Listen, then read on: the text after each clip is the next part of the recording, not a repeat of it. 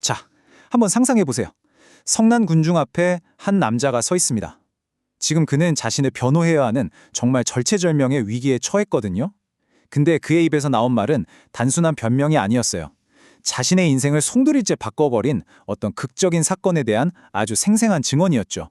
오늘 바로 이 증언을 통해서 한 남자의 놀라운 변화, 그 여정을 함께 따라가 보려고 합니다.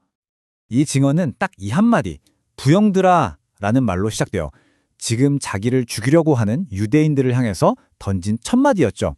이게 그냥 여러분 하고 부르는 거랑은 차원이 다른 아주 중요한 전략이 숨어 있었습니다. 여기서 핵심 개념이 바로 길을 만드는 겁니다. 아무리 좋은 메시지라도 들을 마음에 길이 없으면 전달될 수가 없다는 거죠. 사도 바울이 썼던 이 부형들아 라는 호칭이 바로 그 길을 만드는 첫걸음이었던 거예요.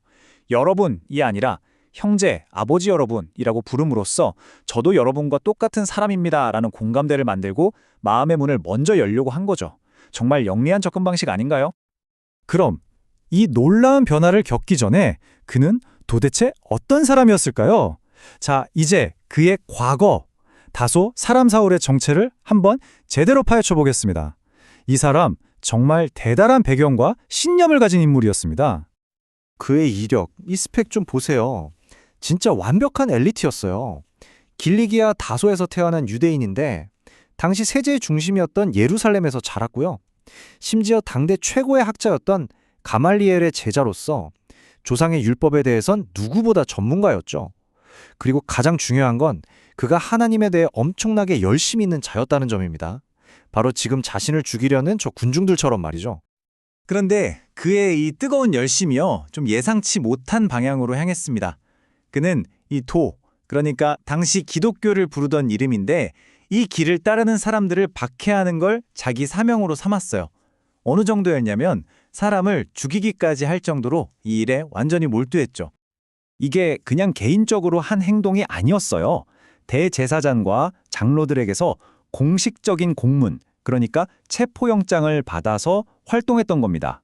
남자든 여자든 가리지 않고 싹 다 결박해서 감옥에 넘기는 아주 공식적이고 체계적인 박해를 이끌었던 인물, 바로 그가 사울이었습니다. 자, 이제 그의 인생을 바꿔놓은 운명의 여정으로 넘어가 보겠습니다. 그의 열심은 예루살렘에만 머무르지 않고 그를 훨씬 더 먼 곳으로 이끌었습니다. 이 숫자 260km, 이게 뭘 의미할까요? 바로 예루살렘에서 다메섹까지의 거리입니다. 와, 무려 260km. 그의 열심이 얼마나 대단했는지를 이 숫자 하나가 그냥 전부 다 보여주는 것 같지 않으세요? 이 여정이 그냥 옆 동네 마실 가는 그런 수준이 아니었어요. 이건 아예 국경을 넘는 원정이었습니다. 다메섹은 당시 이스라엘 땅이 아니라 시리아 땅이었거든요. 오늘날로 치면 서울 사람이 저기 만주에 있는 동포를 잡아오겠다고 길을 나선 거나 마찬가지예요. 걸어서 열흘 이상이 꼬박 걸리는 그 험한 길을 오직 신자들을 잡아오겠다는 그 신념 하나로 떠났던 겁니다. 이제 이야기의 클라이맥스로 갑니다. 그의 굳은 신념으로 가득 찼던 바로 그 길 위에서 정말 아무도 예상하지 못했던 일이 벌어지게 됩니다. 다메섹에 거의 다 도착했을 때였습니다. 시간은 오정, 그러니까 정오 무렵이었죠. 하루 중 해가 가장 밝아야 할 바로 그 시간에 갑자기 하늘로부터 그 태양보다 훨씬 더 큰 빛이 그와 그의 일행을 확 둘러 비춥니다. 그 압도적인 빛 앞에서 그렇게 기세등등하던 사울은요, 그냥 속수무책으로 땅에 엎드려지고 맙니다. 자신의 의지로는 도저히 서 있을 수조차 없었던 거죠. 그리고 땅에 엎드러진 그에게 하늘로부터 음성이 들려옵니다. 사울아, 사울아, 네가 왜 나를 박해하느냐? 이 질문 하나가 그의 사명, 그의 신념, 아니 그의 인생 전체를 송두리째 흔들어버렸습니다. 사울은 완전히 혼란에 빠져서 되묻습니다. 주님, 누구시니이까? 그 음성에 담긴 엄청난 권위는 느꼈지만 도대체 누구신지 알 수가 없었던 거죠.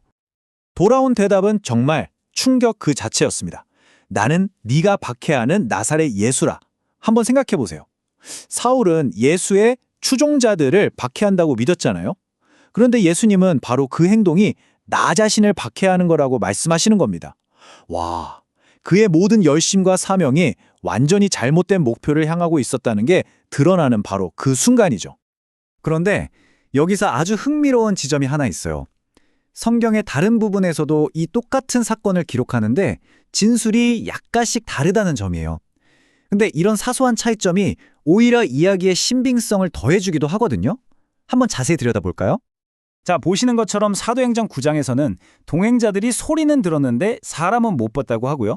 여기 22장에서는 빛은 봤지만 소리는 못 들었다고 해요. 이게 언뜻 보면 모순 같잖아요. 많은 학자들은 여기서 소리라는 단어의 뉘앙스가 좀 다르다고 봐요. 9장에서 말한 소리는 그냥 의미 없는 소음 같은 걸 들었다는 뜻이고 22장에서 말한 소리는 의미를 이해할 수 있는 음성은 듣지 못했다는 거죠. 결국 핵심 메시지는 오직 사울에게만 명확하게 전달되었다는 걸 강조하는 장치라고 볼 수 있습니다.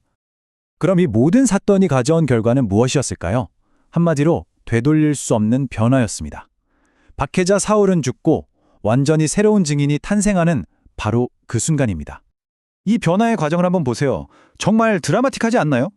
믿는 사람들을 사냥하러 가던 사냥꾼이 그들이 믿는 대상과 직접 마주하게 된 겁니다. 그의 그 엄청난 열심은 사라진 게 아니에요. 방향이 그냥 180도 완전히 바뀐 거죠. 결국 세상에서 가장 강력했던 박해자가 세상에서 가장 강력한 증인으로 다시 태어난 겁니다. 맨 처음에 이야기했던 길을 만드는 비유 기억나시죠? 다른 사람의 마음에 길을 내려고 했던 그 사울이 다메섹으로 가는 그 길 위에서 자기 자신의 인생길 자체가 완전히 새로운 길로 바뀌는 경험을 한 겁니다. 이 이야기는 결국 우리 각자에게 이런 질문을 던지는 것 같아요. 한때는 파괴의 길을 만들던 사울의 그 뜨거운 열심이 결국에는 세상을 바꾸는 새로운 길을 만들었습니다. 그렇다면 오늘 여러분의 삶과 여러분의 열심은 과연 어떤 길을 만들어가고 있습니까?